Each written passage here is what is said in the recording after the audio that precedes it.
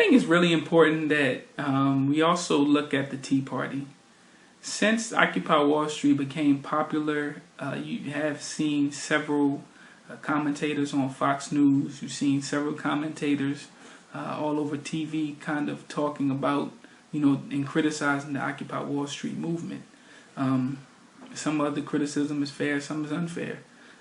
President Barack Obama came out and spoke and expressed just his sympathetic comments, for the movement. He said, "I think it expresses the frustrations the American people feel that we had the biggest financial crisis since the Great Depression. Huge collateral damage all throughout the country, and yet you're still seeing some of the same folks who acted irresponsibly trying to fight efforts to crack down on the abusive practices that got us into this in the first place."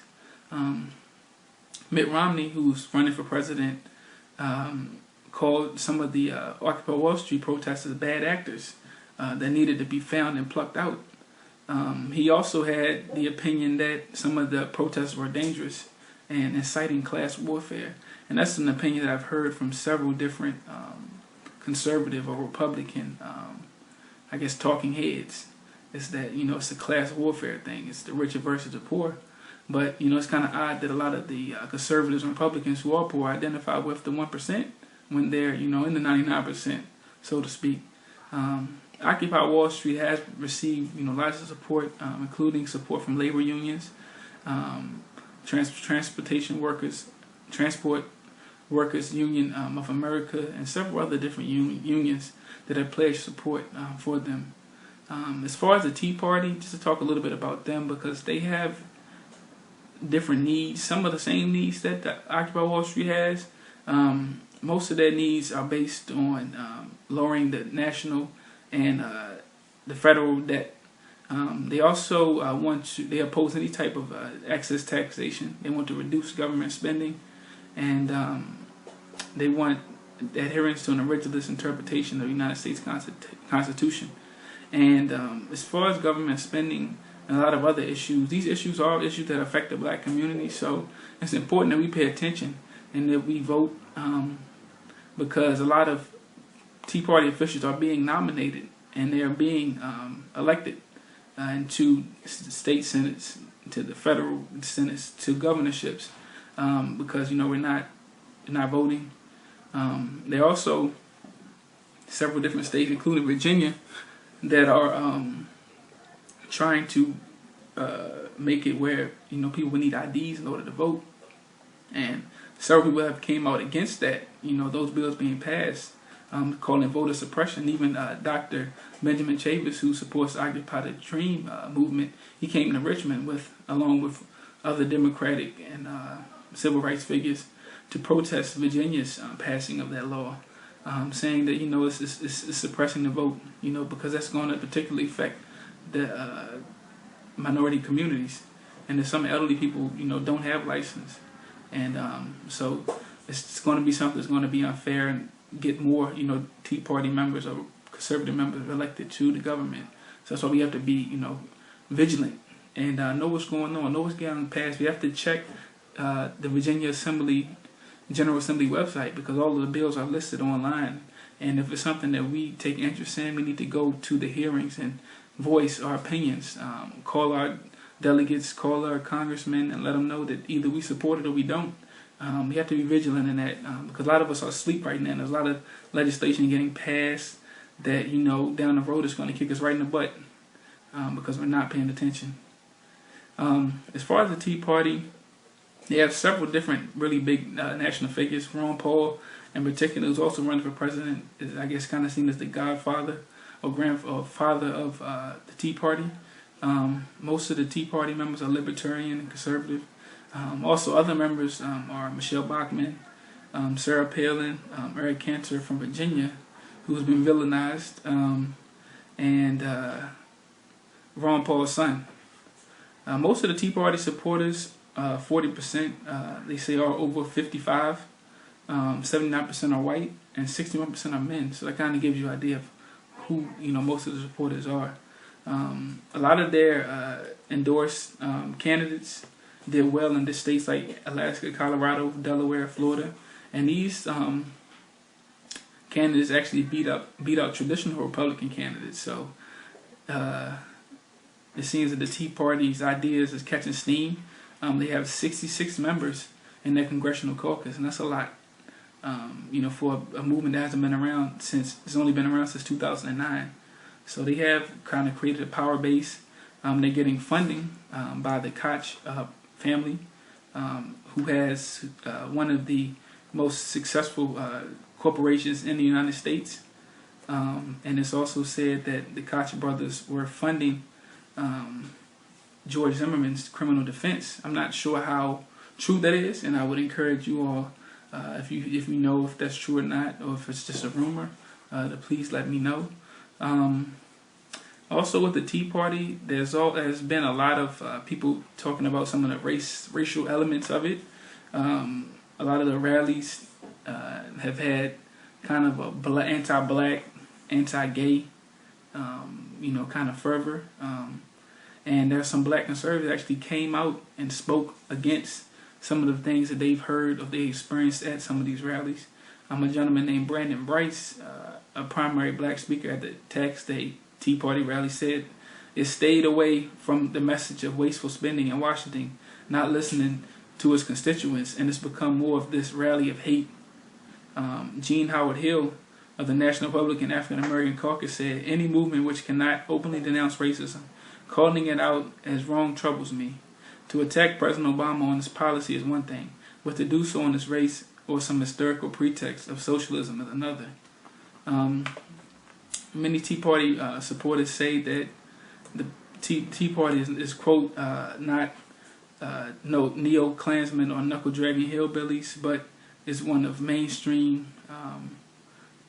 I guess, minds, and that the left or that liberals are kind of painting them out as that. So kind of had this mud being thrown on both sides, both accusing each other of being, kind of on the extreme.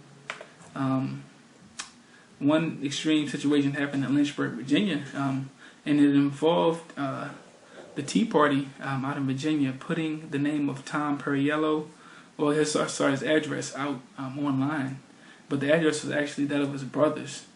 Tom Perriello voted for Obama's Health Care Act, and it enraged the Tea Party members of Virginia, and they felt they had to do something, so they put his address online. And his brother began receiving death threats.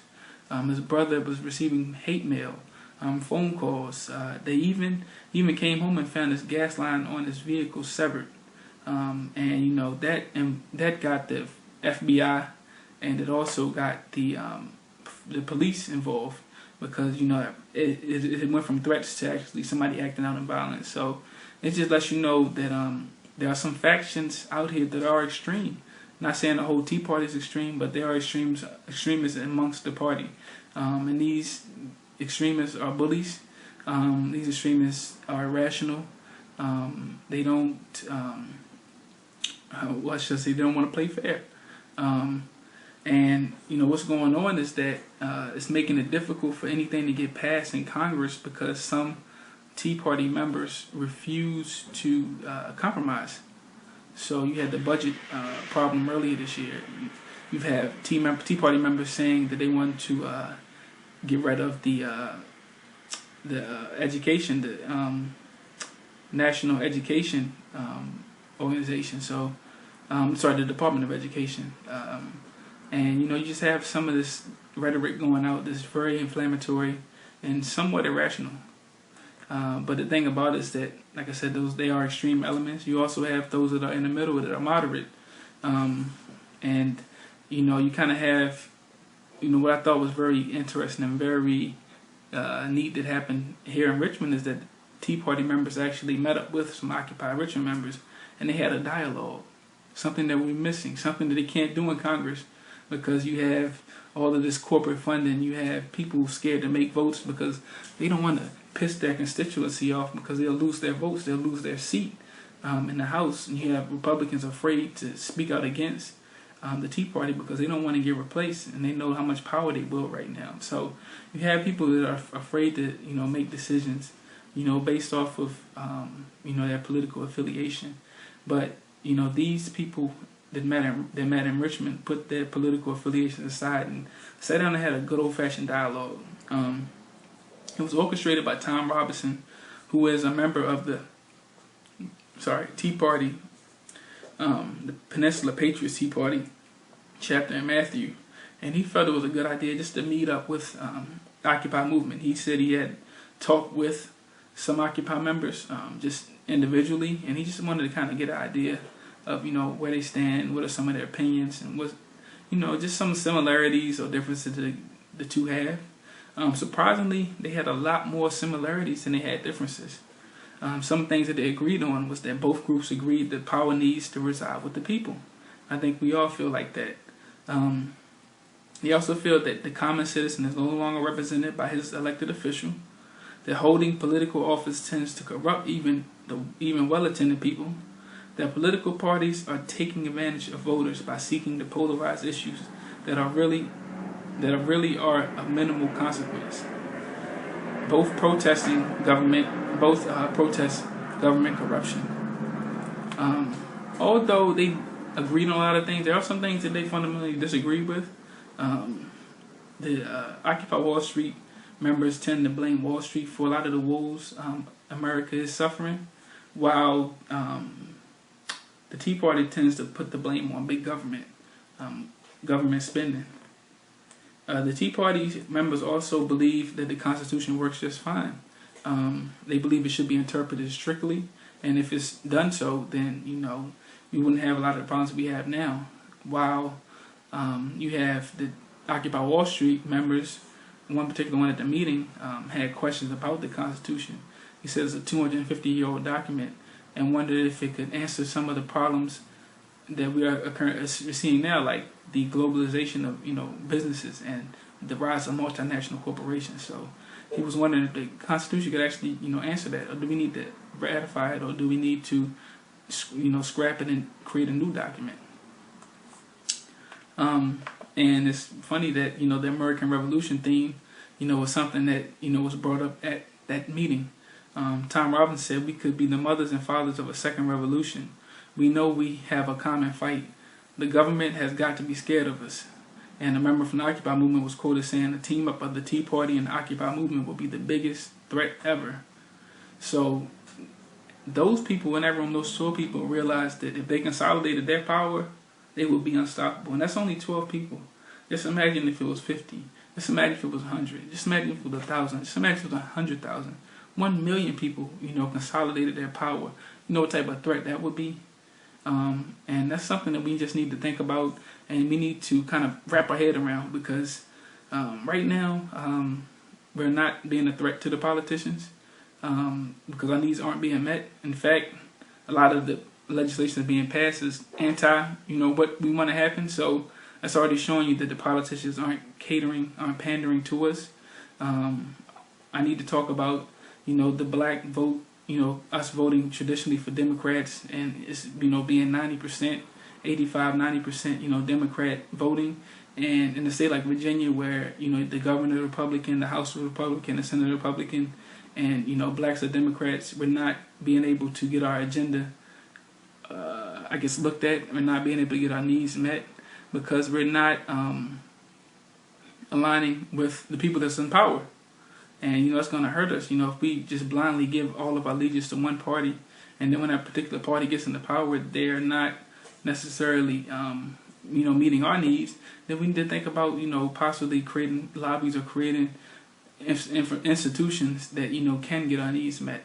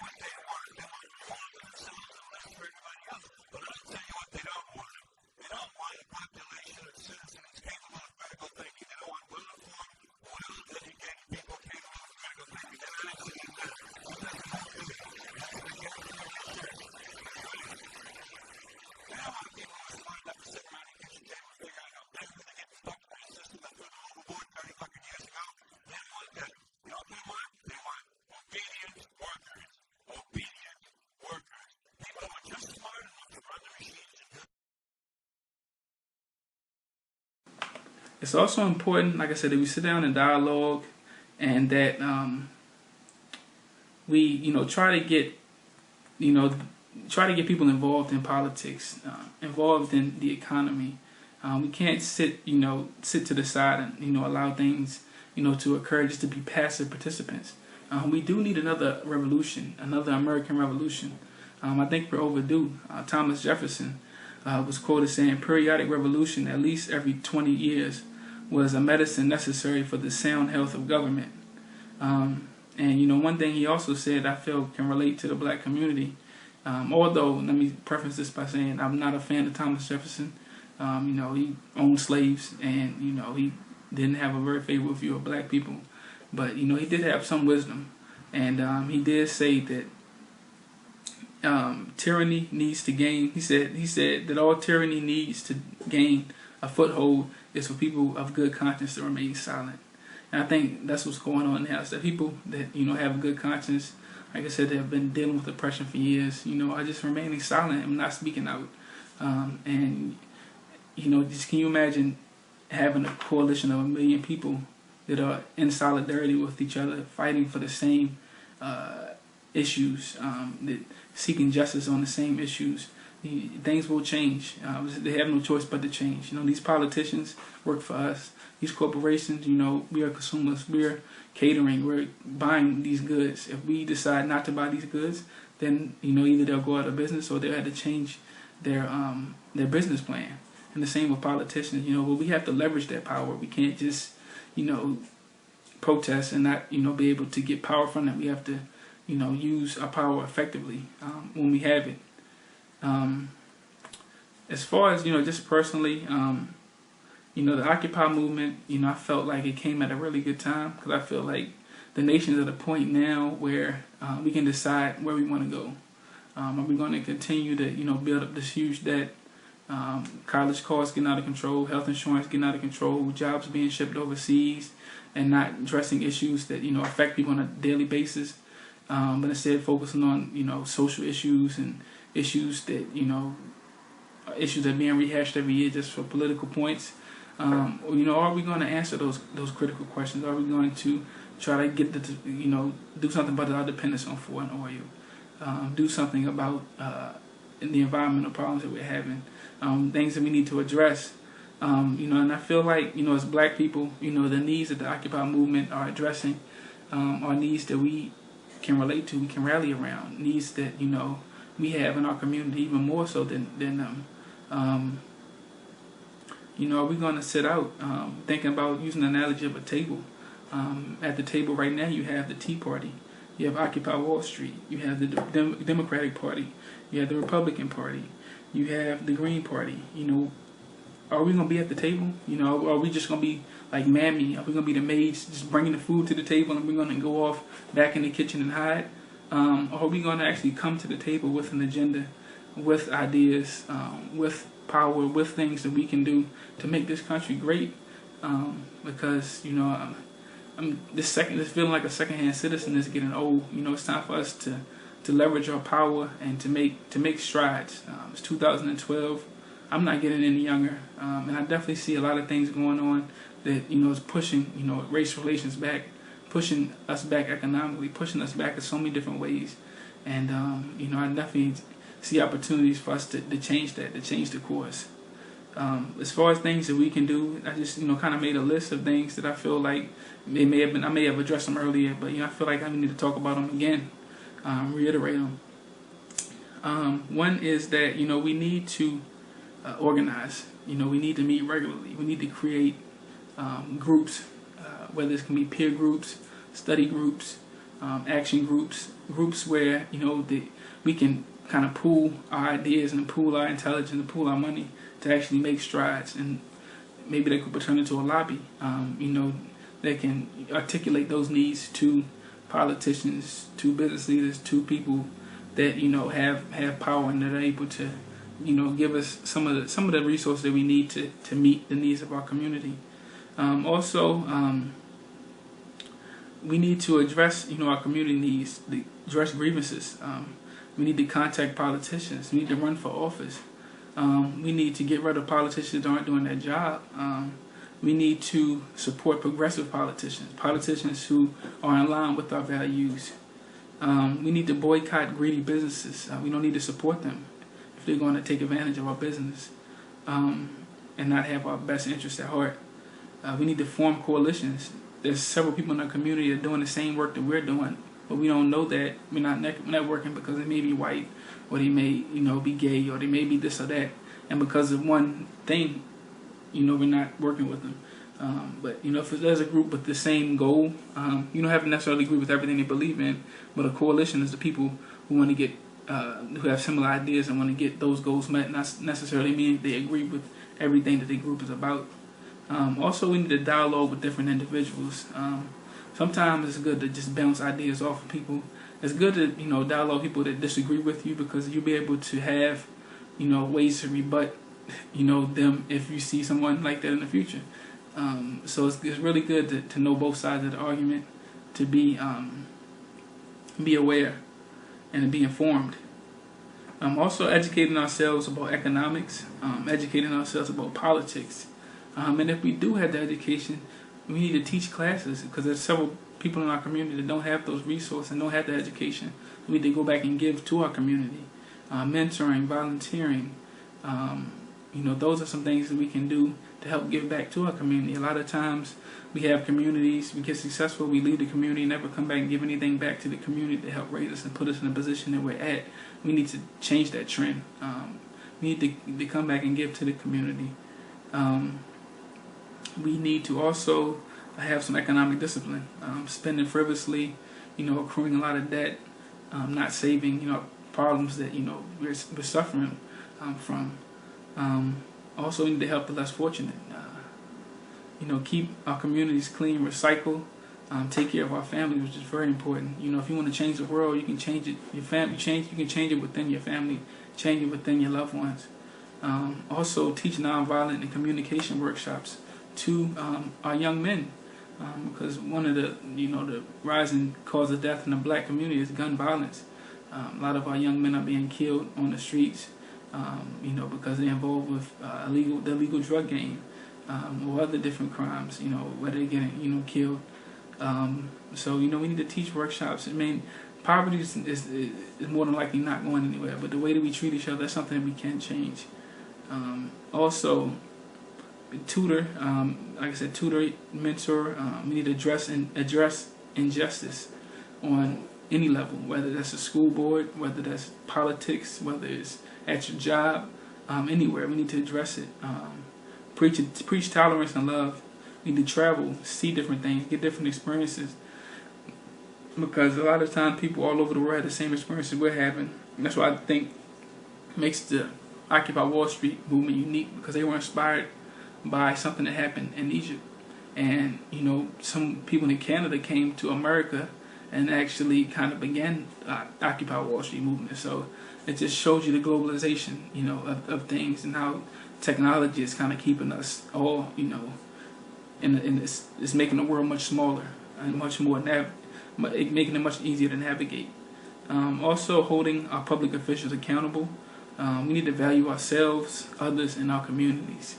And I thank you guys for watching my video, and much respect to the Occupy Wall Street, Occupy Richmond, Occupy the Hood, and Occupy, the Dream movements. And, keep doing your work, keep advocating, keep fighting. And, I definitely encourage you guys to check those different groups out. And even the Tea Party, if that's something you're interested in, if your values fit around that, by all means, find it. I'm all about, liberation. I'm all about people accruing knowledge and, making the change they need to make to put themselves in the position they need to be.